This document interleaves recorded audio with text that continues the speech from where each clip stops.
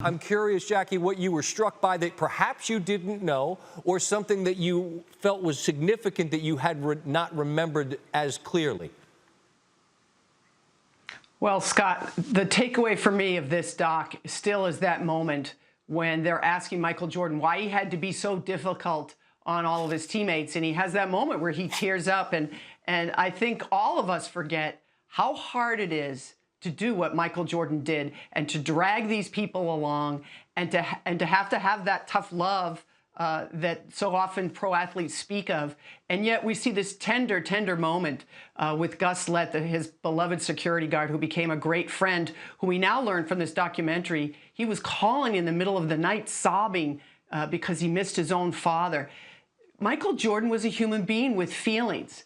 And I think because he was so tough on his teammates sometimes, we all forget the human side of him because we turn him into this untouchable icon. And I like to be reminded of that during this documentary. There are two things that really stand out to me, and Jackie and I know Scott, I think we haven't talked about this, but I think we share the one where Michael looks right into the camera and he says, "This is why I did what I did. This is who I am." Winning has a price. Right. I'll never forget that. And so that scene sticks with me. But overall, all 10 episodes, the drama that had to be navigated, that had to be managed. Oh, my God. Okay, so now people can't get past how many minutes, right, whose team it is, and all this little tiny little junk. Yeah. They had Rodman going off to Vegas, and you have these enormous things. The general manager telling the coach, if you go 82-0, you still can't come back. You have enormous issues, and Phil and Michael, the two of them really, and Scottie and Steve and guys who are around, Phil and Michael, they managed it. They didn't go to Jerry Krause. They really couldn't even stand Jerry Krause by the time they got late in the game here. I don't know that they ever really went to Jerry Reinsdorf. The commissioner didn't get involved. They didn't have all this.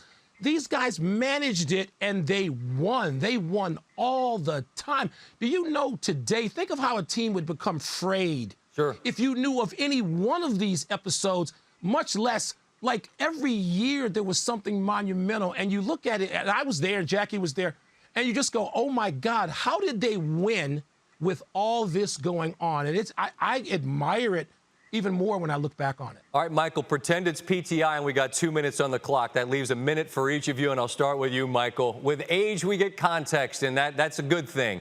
This allows us to look back at many things and figure out where they fit in. When you look at the totality of these runs, the 2 3-peats with what happened in the middle, what does that Bulls team represent to you? Well, it's personal and localized to me, and I know they were a global phenomenon because I was following it and I was there. But it sort of defined the way my hometown feels about itself, even now.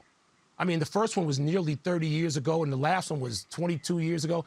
And it sort of reshaped Chicago. So there's a civic dynamic as well as the team dynamic and the accomplishment, the enormous accomplishment of winning 6 championships, no matter who you are and where you play.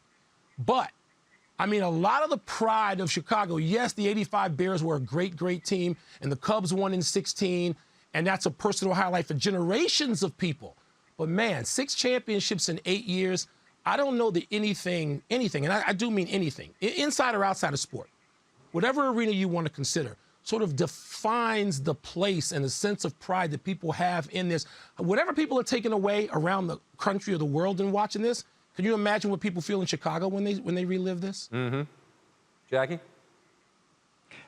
I'll tell you what, maybe I forgot the most obvious thing of all, that Michael Jordan is the most voracious winner I've ever seen in my life. And I laugh when I hear the announcers talk about the flu game, which we now find out, by the way, was the food poisoning game. Are you kidding me? Yeah, How impressed are you now? We've heard that rumor back in the day, Michael, remember? We knew about the pizza. The pizza was the smoking gun, but boy, what a difference. But you hear in that game, he plays 40-plus minutes. Michael Jordan wasn't playing. There was no load management, guys. Yeah. Nobody was playing 30, 35 minutes a game. He's playing 40-plus minutes in every one of these situations.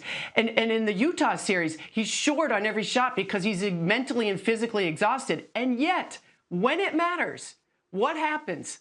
He's perfect. It's picture perfect. We've all seen it 1,000 times. I could see it 1,000 more. It's the perfect vision of a voracious winner. One of the most incredible winners I've ever covered in my life, for sure. Thanks for watching ESPN on YouTube. For live streaming sports and premium content, subscribe to ESPN+.